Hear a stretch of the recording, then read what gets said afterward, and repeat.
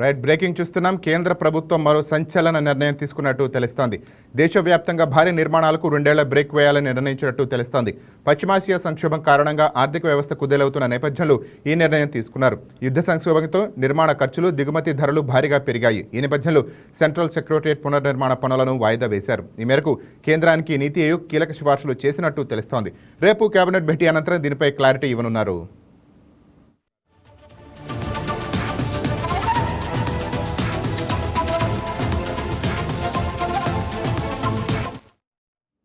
రెడ్డిగా దీనిపై మరింత సమాచారం మా ఎగ్జిక్యూటివ్ ఎడిటర్ శ్రీనివాస్ అందిస్తారు. రైట్ శ్రీనివాస్, చెప్పండి. రైట్ రాజేంద్ర, ఏదైతే మొన్న ప్రధాని మోడీ పొదుపు మంత్రం చెప్పడం జరిగిందో దాన్ని కొనసాగింపుగా ఈ రోజు కేంద్రం ఒక కీలక నిర్ణయం తీసుకునే దశలో ఉందని చెప్పొచ్చు. ఏదైతే దేశవ్యాప్తంగా జరుగుతున్న భారీ నిర్మాణాలకు సంబంధించి 2 ఏళ్ల పాటు బ్రేక్ విధించాలని చెప్పేసి నీతి ఆయోగ్ సిఫార్సు చేసింది. ఆ దిశగా కేంద్రం కూడా ఆలోచన చేస్తుంది. అందులో భాగంగానే ఏదైతే సెంట్రల్ సెక్రటేరియట్ పునర్నిర్మాణం చేయాలని చెప్పేసి భావించిందో ఆ నిర్మాణానికి కూడా బ్రేక్ పడిందని చెప్పొచ్చు.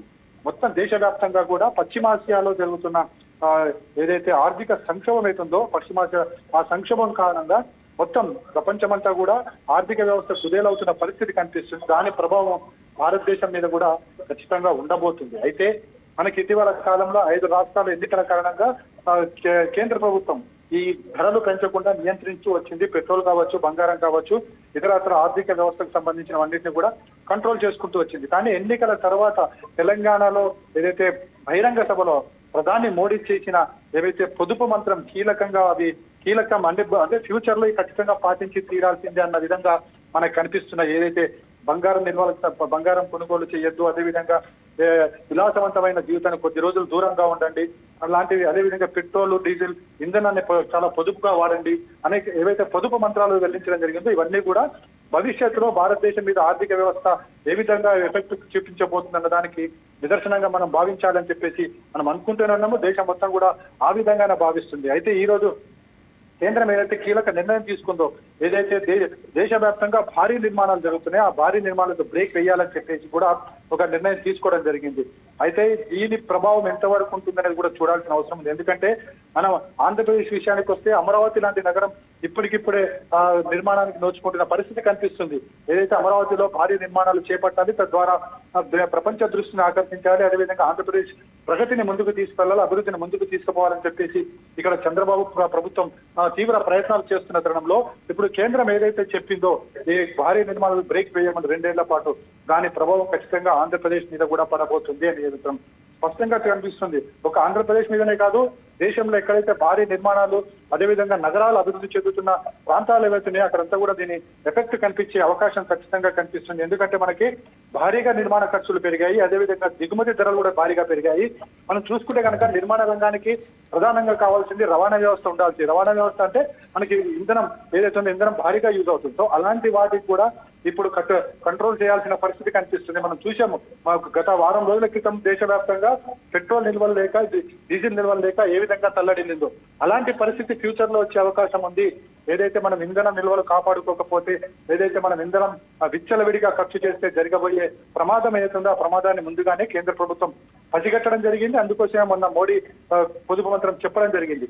సో దీని ప్రభావం మీద తీసుకున్న నిర్ణయం ఏదైతుందో ఏదైతే భారీ నిర్మాణాలు నిలుపుదల చేయాలి, కొన్ని ఏళ్ల పాటు వాయిదా వేయాలని చెప్పేసి ఏదైతే సూచన చేసిందో ఇది దేశవ్యాప్తంగా వర్తిస్తుంది. ముఖ్యంగా అమరావతి లాంటి మహానగర నిర్మాణానికి ఏదైతే చంద్రబాబు ప్రభుత్వం ఏదైతే ప్రణాళికలు రచిస్తుందో వాటి మీద కూడా ఎఫెక్ట్ అయ్యే ప్రమాదం ఖచ్చితంగా మనకు కనిపిస్తుంది. ఇప్పుడు రేపు కేబినెట్ లో దీనికి సంబంధించి ఒక నిర్ణయం తీసుకుంటారని చెప్పేసి తెలుస్తుంది. కేంద్ర కేబినెట్ నిర్ణయాలు ఏ విధంగా ఉండబోతున్నాయి, ఏదైతే మొన్న చెప్పిన 10 పాయింట్స్ ఏవైతున్నాయో ఆ 10 పాయింట్స్ సంబంధించి బంగారం సంబంధించి కావచ్చు, అదేవిధంగా ఇంధనానికి సంబంధించి కావచ్చు, భారీ నిర్మాణాలకు సంబంధించి కావచ్చు, కేంద్ర ప్రభుత్వం ఏ నిర్ణయం తీసుకోబోతుంది అనేది కూడా ఒక ఉత్కంఠ అయితే నెలకొని ఉంది. మనకు అందుతున్న సమాచారం ప్రకారం కొన్ని ధరలు కొన్ని వాటికంటే మనకి డీజిల్ కావచ్చు, అదే ఇంధనం ధరలు కావచ్చు, లేకపోతే గ్యాస్ ధరలు కావచ్చు, అదేవిధంగా ఇతరత్ర ఇది నిర్మాణ రంగానికి సంబంధించిన స్టీల్ కావచ్చు, సిమెంట్ ధరలు కావచ్చు పెరిగే అవకాశం ఉంది. అది ప్రధాన కారణం ఏంటంటే మనకి ఈ డీజిల్ మనకి ఇంధన లభ్యత అనేది తక్కువ అయ్యే పరిస్థితి కనిపిస్తుంది. కాబట్టి దీని ప్రభావం అంతా కూడా దాని మీద చూపించే అవకాశం ఉంది. కాబట్టి ఇప్పుడు రేపు కేంద్ర కేబినెట్ తీసుకుపోయే నిర్ణయాల మీద ఒక ఉత్కంఠ అయితే నెలకొనుంది చెప్పొచ్చు రాజేంద్ర. ప్రధానంగా ప్రధాని మోడీ పొదుపు మంత్రం తర్వాత ఈ నిర్ణయం ప్రధానంగా నిర్మాణాలు ఆపేటువంటి రియల్ ఎస్టేట్ రంగం పైన ఎటువంటి ప్రభావం చూపబోతోంది? ప్రధానంగా రియల్ ఎస్టేట్ రంగం భారీగా కొప్పుకునే అవకాశం లేదంటారా? ఖచ్చితంగా. ఎందుకంటే భారీ నిర్మాణాలు ఆపాలి అంటే మహానగరాలు ఏదైతే ఇప్పుడు ఒక మహానగరం అని చెప్పుకుంటున్నామో అవన్నీ కూడా భారీ నిర్మాణాల వల్లనే జరుగుతుంది. ఈ భారీ నిర్మాణాలన్నీ కూడా రియల్ ఎస్టేట్ రంగం, రియల్ ఎస్టేట్ వ్యాపారులు వీళ్ళు మాత్రమే నిర్మించినది. ఈ ప్రభుత్వం ఒక వైపు వాళ్ళకి డైరెక్షన్స్ ఇచ్చినా నిర్మాణం చేసేంత కూడా వాళ్ళే.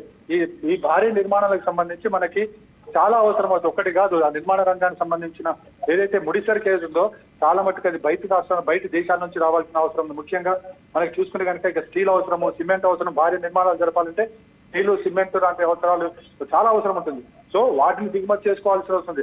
ఆ దిగుమతికి సంబంధించిన ధరలు పెరిగిపోయే అవకాశం స్పష్టంగా మనకు కనిపిస్తుంది. ఎందుకంటే మనం చూసాం ఏదైతే ఇరాన్ అదేవిధంగా అమెరికా వార్ సందర్భంగా జరిగిన ఏదైతే పెట్రోల్ ఇంధనం ధ్వంసం జరిగిందో వాటి ప్రభావం మరో 10 ఏళ్ల పాటు ఉండబోతుందని చెప్పేసి అప్పుడే ఆర్థిక నిపుణులు అంచనా వేయడం జరిగింది. సో ఇవన్నీ చూసుకుంటే కనుక రియల్ ఎస్టేట్ రంగానికి ఈసారి గట్టి దెబ్బ పడబోతుందని మాత్రం ఇక్కడ మనం అనుకోవచ్చు. ఎందుకంటే నిర్మాణ రంగం భారీ నిర్మాణాలు ఆపాలి అంటే కనుక నిర్మాణ రంగం మీద ప్రభావం ఖచ్చితంగా ఉంటుంది. భారీ నిర్మాణాలు అంటే మనకి బహుళంతస్తుల భవనాలన్నీ నిర్మాణాలను కూడా ఆపాల్సి వస్తుంది. కేవలం వ్యక్తిగతంగా ఎవరికి వాళ్ళు నిర్మించే సొంత బిల్డింగ్ పక్కకు పెడితే మిగతా వాటి అంతరించడం కూడా దీని ప్రభావం ఖచ్చితంగా ఉంటుంది. ముఖ్యంగా హైదరాబాద్ లాంటి మహానగరంలో సైబరాబాద్ కావచ్చు, అక్కడ నిర్మిస్తున్న భారీ నిర్మాణాలు కావచ్చు, అదేవిధంగా మనకి ఆంధ్రప్రదేశ్ కి నూతన రాజధాని అమరావతిలో నిర్మిస్తున్న భవన నిర్మాణాలు కావచ్చు, వాటన్నిటి కూడా తాత్కాలికంగా బ్రేక్ పడే అవకాశాలు అయితే స్పష్టంగా కనిపిస్తున్నాయి. ఎందుకంటే ఈ దిగుమతి ఎప్పుడైతే ధరలు పెరిగిపోతాయో దాని ప్రభావం ఏదైతే అంచనాలకు మించిపోతుంది నిర్మాణ వ్యయానికి సంబంధించి ఏవైతే ముందు అంచనా వేస్తారో అంచనాల వ్యయం చాలా పెరిగిపోయే అవకాశం ఉంది. సో అలాంటి పరిస్థితిని రాష్ట్ర ప్రభుత్వాలు తెచ్చుకోవు. సో ఆర్థికంగా ఇది చాలా పెద్ద ప్రమాదాన్ని కొని తెచ్చిపెడుతుంది. కాబట్టి రియల్ ఎస్టేట్ రంగం కూడా దీనివల్ల ఎఫెక్ట్ అయ్యే అవకాశం అయితే మనకు స్పష్టంగా కనిపిస్తుంది. ఉదాహరణ మనకి చైనా లాంటి దేశాన్ని తీసుకుంటే కనుక చైనా లాంటి దేశంలో గత 10 ఏళ్లుగా కూడా నిర్మాణాలు చాలా ఓవర్ గా వచ్చేసాయి. కానీ ఇప్పుడు ఆ భవనాలు ఏం చేసుకోవాలని తెలియని పరిస్థితి ఇప్పుడు నెలకొంది. సో ఇక్కడ కూడా అలాంటి పరిస్థితి అంటే ఆర్థికంగా నష్టపోవడమే కాకుండా ఆ నిర్మించిన నిర్మాణం కొనేవారి శక్తి కూడా ఇక్కడ ప్రజల దగ్గర ఉండాలి. సో అలాంటి ఆర్థిక శక్తి కూడా ఉండే అవకాశం లేదని చెప్పేసి ఒక అంచనాకి రావడం వల్లనే కేంద్ర ప్రభుత్వం ఈ తరహా నిర్ణయం తీసుకోబోతుంది అనేది మనకు తెలుస్తుంది రాజేంద్ర. రేపు ప్రధానంగా కేబినెట్ భేటీ తర్వాత తీసుకునే నిర్ణయంలో మీరు అన్నట్టు అమరావతి నిర్మాణానికి వెసులుబాటు కల్పించే అవకాశం ఉందా, లేకపోతే దేశవ్యాప్తంగా ఒకటే విధానం తీసుకొస్తారా? ఇక్కడ దేశవ్యాప్తంగా ఒకే విధానం తీసుకొచ్చే అవకాశం ఉంది. వెసులుబాటు అనేది ఇక్కడ మనం చూడాల్సింది ఏంటంటే ఏదైతే భవన నిర్మాణాలకు సంబంధించి ఇది ప్రభుత్వం తీసుకునే ఏవైతే అవన్నీ కూడా రాష్ట్ర ప్రభుత్వం మీద ఆర్థిక భారాన్ని తీసుకొస్తాయి. అంటే అంతా కూడా భరించాల్సింది ఆర్థికంగా చివరికి ప్రభుత్వమే. దీనికి ఒక కాంట్రాక్టర్ అప్పగించినా కాంట్రాక్టర్లు ముందుగా దాన్ని పనిచేస్తారు. దాని తర్వాత ప్రభుత్వం దీనికి కావాల్సి మళ్ళీ దాన్ని వసూలు చేసుకుంటారు. కానీ ఇప్పుడున్న పరిస్థితుల నేపథ్యంలో అంత నిర్మాణ రంగానికి సంబంధించిన వ్యయం చాలా ఎక్కువగా పెరిగిపోయే అవకాశం మనకు కనిపిస్తుంది. మనం ప్రధాని మొన్న చెప్పిన పొదుపు మంత్రాల్లో ఇవన్నీ కూడా మనకు ఖచ్చితంగా కనిపిస్తుంది. అంటే ఆర్థిక వ్యవస్థను ఇప్పుడు రాష్ట్ర ప్రభుత్వం బేర్ చేయగలుగుతుందా, తట్టుకోగలుగుతుందని కూడా చూడాల్సిన అవసరం ఉంది. ఎందుకంటే ఇప్పటికే మనం చూసాము ఏదైతే సచివాలయం కావచ్చు, లేకుంటే హైకోర్టు కావచ్చు, అదేవిధంగా మనకి అసెంబ్లీ భవనాలు కావచ్చు, అది కాకుండా అమరావతి నగరాన్ని అభివృద్ధి పరిచేందుకు మనకి చాలా పెద్ద మనకి వ్యాలీస్ వస్తున్నాయి. ఇతరాత్ర చాలా పెద్ద భవన నిర్మాణాలు చోటు చేసుకున్న పరిస్థితి కనిపిస్తుంది. సో ఇలాంటి వాటికన్నిటికీ ఇంకా ఈ నిర్మాణాలు ప్రారంభించలేదు, కొన్ని ప్రారంభం నొచ్చుకున్నాయి. సో వీటన్నిటి మీద ఖచ్చితంగా ప్రభావం ఉండబోతుంది. మరి కేంద్ర ప్రభుత్వం వెసులుబాటు కల్పించినప్పటికీ రాష్ట్ర ప్రభుత్వం ఇంత ఆర్థిక భారాన్ని మోయగలుగుతున్నది కూడా చూడాల్సిన అవసరం ఉంది.